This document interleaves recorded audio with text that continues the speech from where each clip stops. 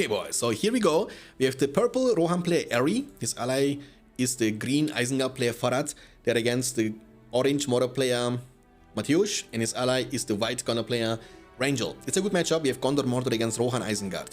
It includes all 4 factions, but it's a mix up between good evil combination, good evil against good evil. I like this.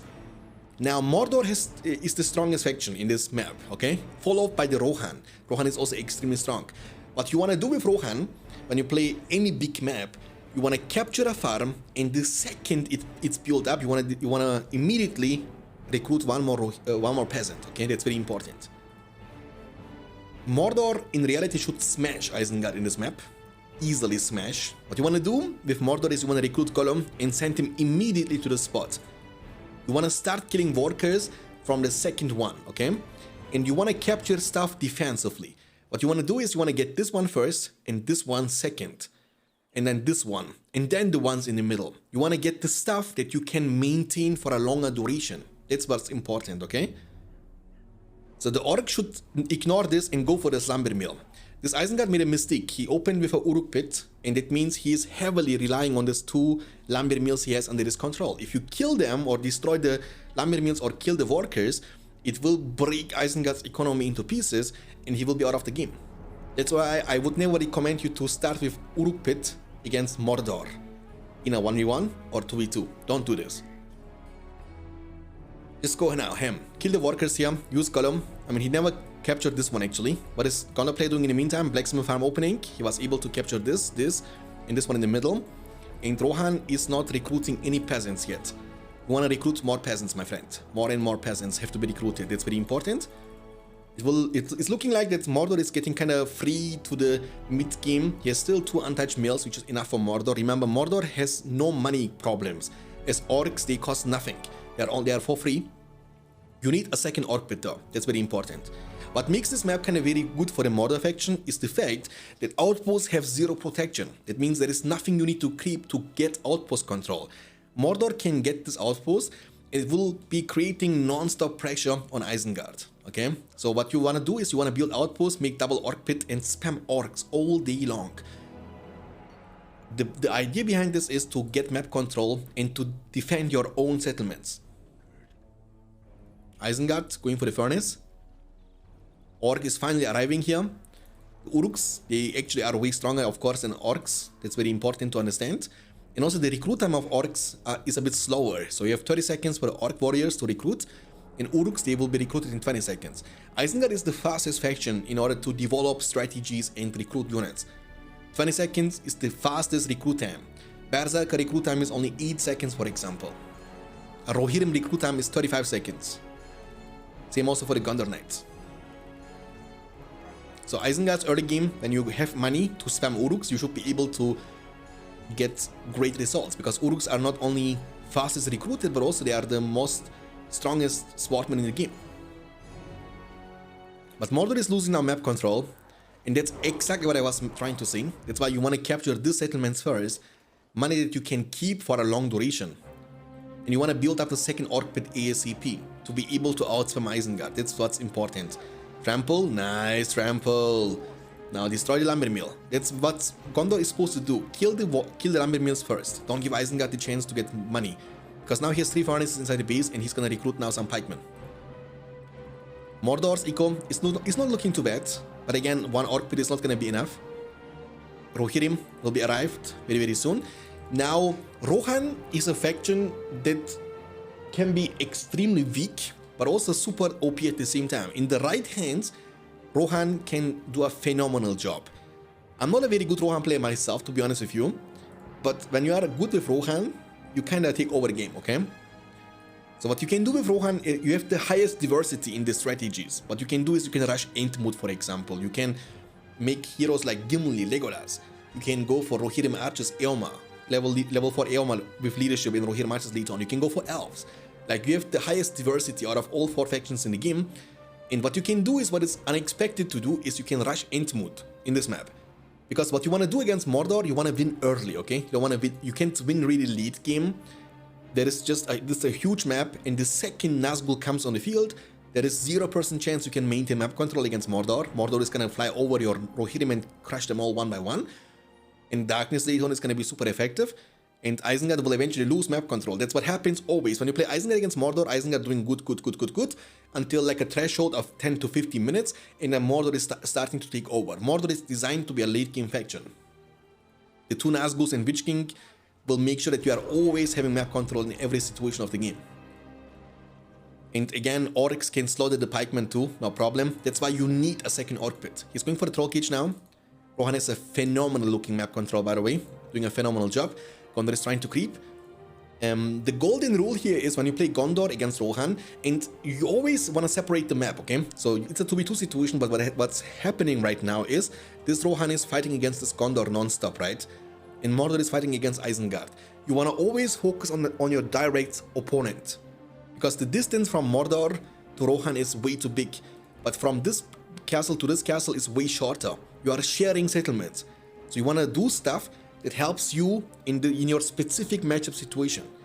And here the golden rule is to recruit as many knights as your opponent has Rohirrim. That's the only way you can maintain map control. If your opponent has 4 Rohirrim, you want to recruit 4 knights. The same also for Rohan. If your opponent has 3 knights, you want to recruit 3 Rohirrim, or at least maybe 1 more Rohirrim. Then you can fight for the map control way more effectively. Okay? Gollum, Hobbit, I mean not Gollum, Pippin, level 2. Troll is gonna be quite helpful, of course. But I don't like this build order from Mordor, to be honest with you. I'm a big fan of double Orc pit here in this matchup, because the Orcs are so rewarding. They cost nothing, but when you lose them, you get power points. It's like a win-win situation. Walkie Talkie in the chat. What's up, Walkie Talkie? Gollum will hit like a truck. True. Gollum. Smeagol. Dude, I think we need to add Gollum a new ability. You know, make him Smeagol. Like he turns into a friendly pet, which makes him untargetable. Imagine. It's a good idea or not, guys? Become Smeagol, and then you will be a friend of your opponent. You will get vision from him. And stuff like this. I don't know, man. Oh, don't run into the pikeman. Okay, never mind. It's fine.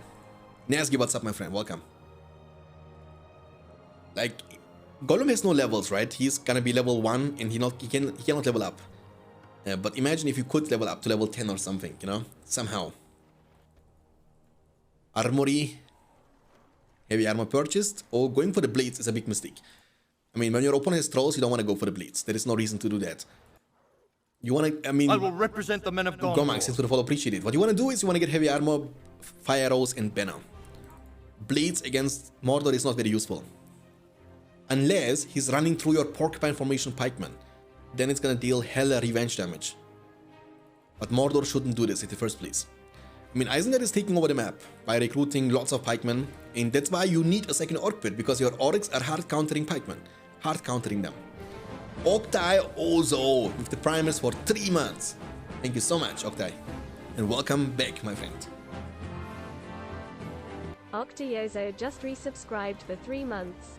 Ahoy. Thank you so much.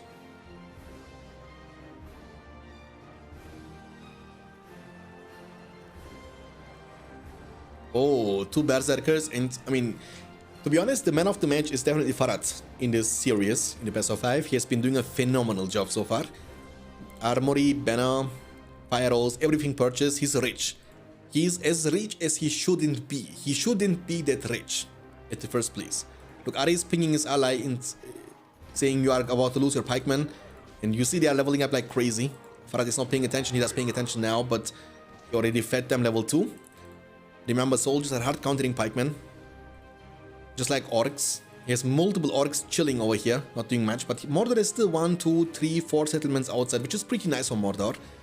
How much money does he actually have? Let me take a look into this. Around 1,000. Around 1,000. Also, Rangel doing good. PGO, thanks for the resub for I will represent 4 months, my friend. Welcome to the stream and Happy New Year. PGIOS just resubscribed for 4 months. Ahoy. And also, Wolf Sand the Crayfish. Thanks for the follow, appreciate it. Welcome to the stream. Lourdes has been recruited, the fighting Uruk-hai himself.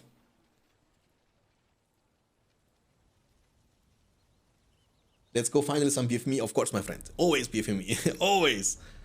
Okay. I mean, Ares warning his ally. You see the communication. That's why when you are in the voice chat with each other, it's way easier. You can just say, hey man, take care of your pikemen. But again, the bigger the map is, the more focus is required to see every location. Bigger maps require much more macro than small maps like Anorian, for example, because there you have only 2 settlements you need to take care of. But in a map like this, with like 8 settlements you need to take care of, it's way harder to pay attention to every single one of these. Mordor, that's gonna be the first outpost captured by Isengard actually. That's gonna be the first outpost captured by Mordor, Mateusz. But 0 protection, no Haradrims on top of it, that means Rohan can take it over. And trolls are here to defend. So Isengard needs to, oh, there comes a base rush. And there are 0 pikemen inside the base. It's gonna be nice job here from Rangel. He has 2 Knights of Gondor with shields, heavy armor and forged blades. 3 Knights of Gondor. Here if you can destroy the Uruk pit, that's gonna be a big achievement. That's why you should never be greedy against Gondor. You wanna always keep at least 1 pikeman inside your castle. Porcupine formation is required to deal the proper revenge damage. And Uruk pit is the heart of the Isengard base. And here the Gondor player can actually deal a lot of damage. Destroying this level 2 furnaces, by the way, is a big achievement. Why? Because that will prevent them to reach level 3, which makes Isengard very rich. We made it so late game you have no more money problems. With level 3 buildings you get way more money. That's why it's important to keep your buildings level 2, level 3 protected. Rohan can't really do much because dealing with these dudes is way harder. Jewboy, first I'm subbing to the channel, really means a lot, my friend. Thank you so much. That one G-Boy just subscribed. Welcome to Beyond Standards crew. Charlie Firpo, hey, I'm new to the BFME community, but I have to say that you are the most friendly content creator, man. Thank you so much, dude. Really means a lot. I mean, I think everybody is friendly in the BFME content creation, but thank you. Really means a lot. Gollum could have for sure a sneak attack ability because he's very good at sneaking, maybe deal a bit more damage once, more damage on hobbits because he can throw the Lamba spread away. I think the best ability would be like to make enemy fight against each other, you know what I mean? Tell a lie, make them believe, and they will fight against each other. I don't know, man. Gollum is a hero that is designed to be an early game hero, just like a hobbit. Hobbit late game is not gonna do much. But a Gollum can actually have a crazy amount of impact. He's kind of tanky against swordmen. He can outrun soldiers and peasants big time. He can be great for defending early game. And in the late game, you can sneak him in for a vision control. He's pretty much invisible non-stop. You can use him to kill enemy lumber mill workers, for example, to be annoying. Like you have the kite potential. You can hit and run all the time, right? Of course, maybe we can make him more useful later on, but it will require a lot of reworking. So he needs to be changed. He needs to get levels, which is hard to get levels for Gollum because the amount of stuff that he can kill solo is pretty limited. Oof, Mordor is assembling. We have 5 mountain trolls on the field, 2 drama trolls to spot them with leadership, and we have even a Gandalf. Isengard has to camp, but he took a lot of damage from the base rush. Where is Lourdes at? Lourdes has to be somewhere around to cripple down a Gandalf. That's very important. We have Yeoman archers upon the field. They will be placed on top of the wall, and there comes the lightning sword to catch up to some Rohirrim. Gondor Knights, they are not looking for a gate rush. Gate rush is possible, is allowed, but it's like a gentleman's agreement. You don't do this. And in the meantime, Mordor, as expected, like I said at the beginning of the game, Mordor is a time machine, and you have like a timer when you play against Mordor, like imagine you have like a timer here on top of your screen. Win until this moment or you will lose.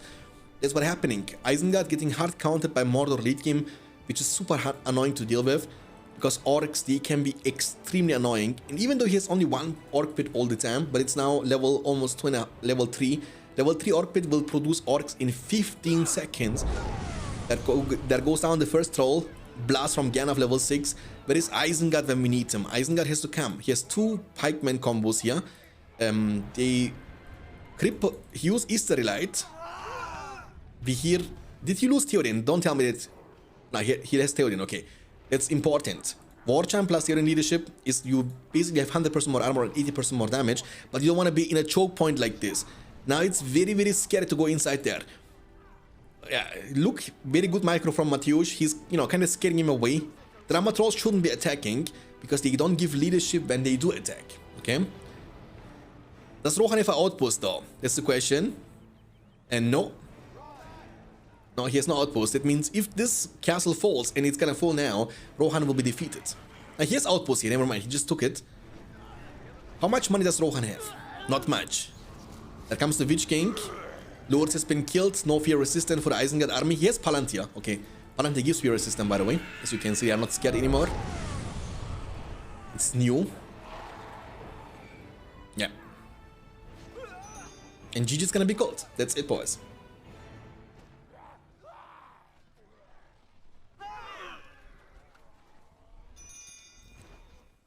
And that's gonna be the first victory for Mateusz and Rangel. There is still hope, as Aragorn likes to say. GG, well played. We have the white Isengard player, Rangel, his ally, the orange Rohan player, Mateusz. They're against the purple Rohan player, Ari, and his ally top left is the green Gondor player, Farad. So let's talk about this matchup for a few seconds, okay? The matchup, Gondor-Rohan matchup, you have like also multiple different strategy options. What you can do is Rohan can go for the Rohirrim archers and Gondor can go for the knights. But also what is super underused and super underrated but extremely powerful is Rohan going for the horses and Gondor going for the combos. So Gondor will recruit Boromir, Faramir, level them up, make combos. Rohan will make Theoden to support your combos with leadership, and you go ham. The damage output with your combos, 4 combos, Boromir, Farah leadership, and Theoden leadership is going to be crazy strong, okay? The one is more like boomy bomba army, the other one is like a mobile army, Knights, Rohirrim archer combination. And we have here Isengard, Rohan, also a very strong combination, leadership based combination, by the way, because Isengard can go for lords, get him to level 5, you know, and Rohan can again give you Theoden and Aragorn later on. You have like crazy amount of leadership with Warchant, lords, Theoden, later on even Aragorn, to make your combos very strong. Late game Isengard is going to be also very strong because you have the chance to have freezing rain to negate all leadership bonuses from your opponent, which gives Isengard a chance to win every single skirmish. But yeah, I don't like the Uruk pit opening here, but it's not bad against double good faction. It's not bad at all. And also he took these 2 settlements, it's pretty nice. But the problem is Mateusz is going to be now poor. It's going to be a big problem. And he's trying to destroy this, but against Rohan it's not that easy. Rohan can always recruit additional peasants, and they can even repair this, by the way, if they want to. Okay, beautiful. And also we added a new repair function, which was already existing, but you couldn't click on it. When a worker had trees in their hands, they could never repair. When you wanted to right click on a building, they wanted to bring the wood to harvest resources. Now you can manually click on the repair structure and then right click on the lumber mill to repair when you want to, even if you have trees in your hands.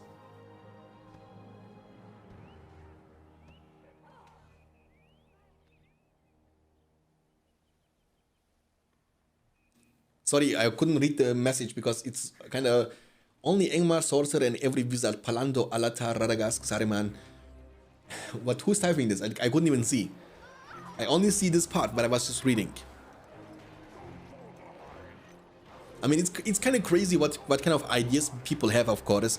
But again, our goal is not to add new stuff to the game, like new heroes, new factions, and stuff like this. At least not for now. But our plan in the near future, maybe not this year, but it's going to be definitely something for the next year. I mean, I can talk about this, right? In this year, we want to focus on the new launcher. We want to make it so it's working perfectly fine for all BFME games. BFME 1, 2, Rise of the Witch King with mods and everything you want. So it will give the people the chance to download all BFME games, to manage all BFME games, to switch between the patches through one tool. That's the plan. And hopefully we will be done with it until June.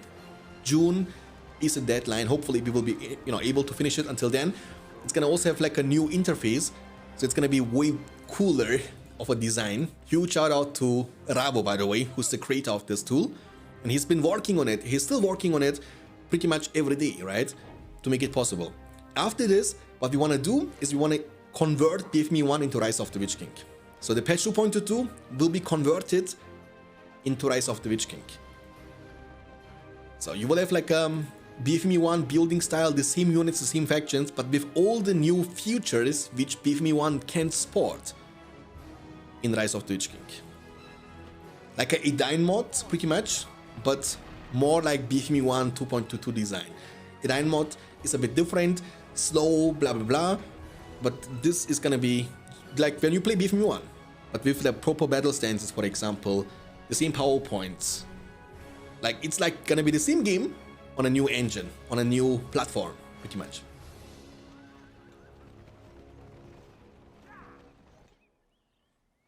I mean, we have a lot of plans, of course, for the future, but we don't know. Maybe, you know, maybe we can find some people who can make the game lag-free.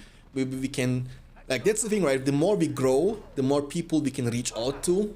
We have the chance to meet potentially people with knowledge about stuff that we don't know anything about. Like reverse, oh, he lost the whole battalion of Condor Knights. That's really unfortunate.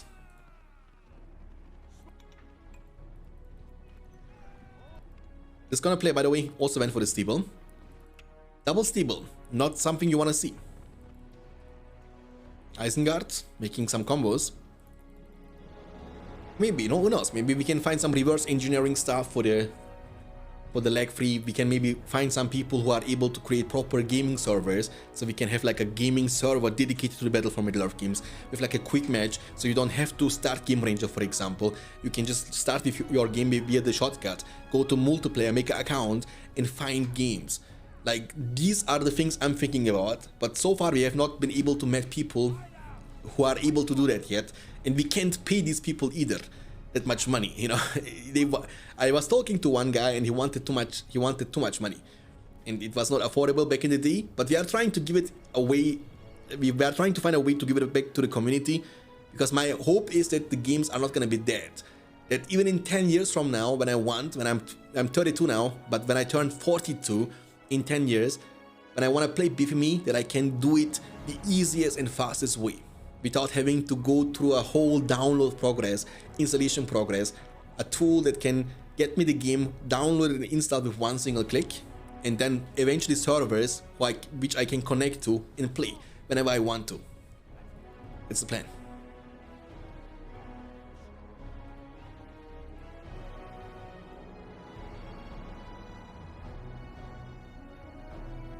Yes, true. Okay, Gondor is a full base, but he demolished the stable. I think he wanted to make the transition. He has Boromir recruited. Boromir has been incredibly buffed, by the way. Like, he's now as fast as Uruks and pikemen, but he cannot catch them up, of course. You can catch up to peasants, though. You can catch up to soldiers, no problemo. You need lords to cripple him, and he can now just be sent to the creep. And again, level 4 is a massive power spike we are looking for. We have Theoden on the field from Mateusz. Isengard is still kind of poorish. He has not that much money. And yeah, there is a hobbit hidden around this location. But you can do is you can use Palantir. But I think he wants to go for the industry as soon as possible. Okay, Isengard poor is not a good thing, by the way. Like, Isengard is a faction that requires lots of money to get stuff done. You need armory with fire or heavy armor, forge blades, banner carrier. Then you need to make combos. Each combo you make with Uruk crossbowmen, they cost 600 without upgrades. But then think about it. You need to pay 480 for the fire arrows, 480 for the heavy armor, 480 for the forge blades, 300 for the armor. A banner, I mean. Like, pretty much a combo will cost you around about 2000, which is lots of money. Boromir was able to get the creep, by the way, that's good. And Boromir could fight this, by the way, guys, no problemo, right? Because even if this guy cripples you, there is no kill potential on you. He has no Carnage. With Carnage, he can kill this dude, no problemo, because Carnage, look at this, will give you knockback resistant. So you can't get knocked down on the ground. Remember Boromir's thing is to knock you down on the ground. But when you use Carnage during this 10 seconds duration, you can't be knocked down on the ground anymore. That makes him be able to fight this. Now you can use Horn of Gondor here to stun you. You can use Palantir to give fear resistance, by the way. Does he have heal, the Gondor player? Yeah, he has heal, but he has no land. Also, Ari has heal. They have double heal. Boromir should be just fine. But now when they hit the pikemen, when they can hit you, that's gonna hurt. Pikemen, they need to rotate to the Rohirrim archers. Just heal. Kill the Rohirrim archers first, man. This lord should not focus Boromir. He should just kill the Rohirrim archers. But he didn't. Oh, but that give a lot of power points to Isengard. Now he has the power points for the industry. That's what he needs. Now he's sprinting, running for his life. This guy can use Warning Arrow. That will chunk him, but Faramir, unlike his brother, is not that fast. The Gondor player should be punished for it. So basically this Rohan player, Mateusz, should be killing his farms long time ago. But look at this farm, has never been destroyed, almost level 3. This farm, the same. These farms have never been destroyed. That's why this Gondor is so rich. You know, you want to destroy these farms because he has no mobility. He just bought the middle camp too. Buying the middle camp is a big mistake in my opinion because it will delay your upgrades, right? It will delay you getting forged plates, heavy armor and stuff like this. He has only heavy armor. Didn't even have the fire arrows yet. So when Isengard is gonna be fast enough to commit to this fight, he can win. So when you have heavy armor plus fire arrows, you can win this. But you need Palantir. Because you need fear resistant. When Boromir gets level 5 and unlocks the Horn of Gondor, you need to have a fear resistant, otherwise you will lose the skirmishes every single time. So Rohan can give you fear resistant, but he needs to recruit Gimli for it. Gimli has to reach level 2. By the way, Gimli also super underrated. Super strong hero, by the way. Like his extra has been improved big time. He can easily get level 2. And then after level 2, one more extra, you get level 3. The leap attack can mess you up. Very strong against immobile units like combos. You can disable them. Faramir level 3. Yoma is back in the business. Never mind. It's only level 1. So now this Rohan needs to recruit Aragorn for his ally. Statue, well, farm, blacksmith, in statue. Also behind for the case he might lose the front here. The thing about this Gondor camp compared to Rohan camps and also Isengard and Mordor, it's much more designed for a defensive purpose, right? But it can also be handicapped at the same time. So when you are trapped here inside the base, you have no escape potential. You can't escape your own camp. But the same also in other way around. There is only one entrance. When you can block it, even with one tower guard here, it's very hard for the Rohan player to commit to this fight. Because the tower guard can block the entire entrance in the porcupine formation, making it almost impossible for the Rohirrim to do anything about them. Okay. So what is the follow-up? Isengard is trying to get strong. 1, 2, 3 combos, 2 pikemen. Lurtz only level 1 though, that's the problem. He needs to be level 5. That's why you need to recruit Lurtz early, right? Lurtz is a hero you want to rush early, then you can get him to level 4 or 5 way easier. When you are level 3 with Lurtz, Boromir and Faramir, they can't be sent out solo anymore. Lurtz level 3 can kill every hero himself, including Gimli, including Legolas. Aragorn not. Aragorn is a stronger swordman. Okay, they are committing now. Ooh, but they have statue leadership. Remember, 50% more damage and armor. 30% more armor, I mean, sorry. And 50% more damage. Plus 60 from Boromir, it's 110% more damage. There comes the War Chant. Gondor Knights can go for a trample situation, but they have not even heavy armor yet. They will get slaughtered. Here around this location, the well is gonna keep hitting them. Theoden will be crippled. If you can kill Theoden, but they have the high ground. High ground, as Obi-Wan would like to see. There comes the Elven Wood, which has no counter. They have no counter. Trample will hurt them. There comes the Horn of Gondor stun. Now you can't move anymore. That's why you need Palantir. But he doesn't have the power points for it. Now they need to disengage. The army is just too strong. Even Rohan bringing combos, peasants, yeoman archers, bringing them all to defeat Isengard forces. Lords is level 1 and leadership, no leadership. These combos, they can't do anything about this Rohirrim with heavy armor. They are just too strong. They couldn't even kill say it. They couldn't even kill. Did they kill Theoden actually? Let me take a look into this. No, they didn't. Theoden is not even dead. So now they can commit to this. 3 combos of Gondor. Rohan, peasants, yeoman combos. What can Isengard do against such a reckless seat? You want to fight inside your castle, but he has not even towers inside the base. Industry can be used, he has 2000, that's why you need to make more and more units. Isengard is designed to keep spamming units all the time. When you attack somebody, you want to have another army inside your castle. That means if your attack fails, you have a backup you can bring into the fight again, you know what I mean? It's 2000 plus, but the money is not being used for anything. It's gonna tower up now everything inside the base. Aragorn is gonna be recruited from Mateusz, but this Aragorn doesn't even have Andúri's sword. He has not even the power points for it, so they are far away. Rohan, Gondor team have also more power points collected, making sure that Theoden is always around, has also the fear resistant, but only for the cav. Doesn't work on the infantry, but again, there is no fear.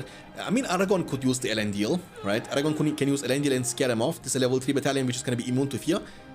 Faramir is also level 3. That means Aragorn's Elendil can be actually quite nice to mess them up a little bit. The Orfang is gonna fall next. Isengard can go for the Palantir for the fear resistant if he wants to.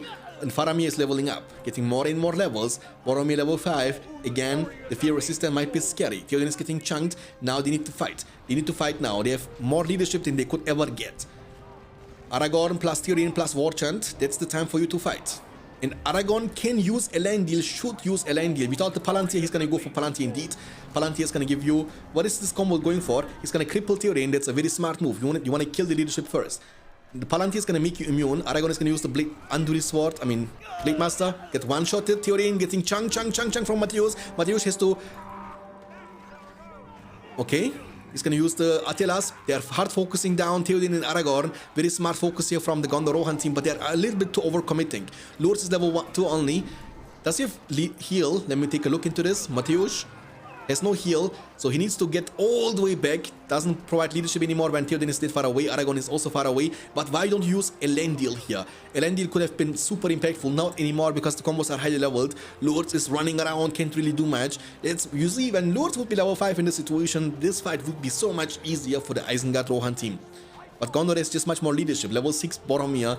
Even though they killed Theoden, but they have just many more combos that comes heal, double heal, of course. Also very, very strong. Rohan in the meantime, the Rohirrim reinforcement from Gondor player are taking care of the bees. Heal is going to be finally used. Boromir is too tanky. And yeah.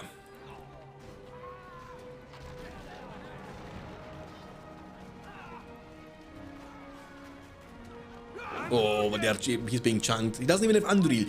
When you have no Anduril and no Blade Master, you are not very tanky.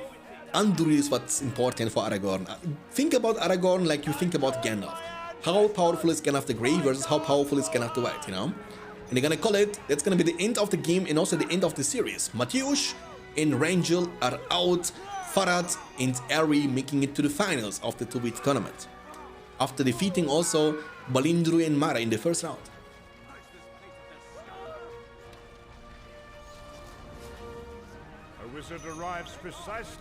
And that's what you like to hear. A wizard arrives precisely when he means to. Gandalf the Grey into Gandalf the White. I've come back to you now at the turn of the tide. He's coming just when the task is finished.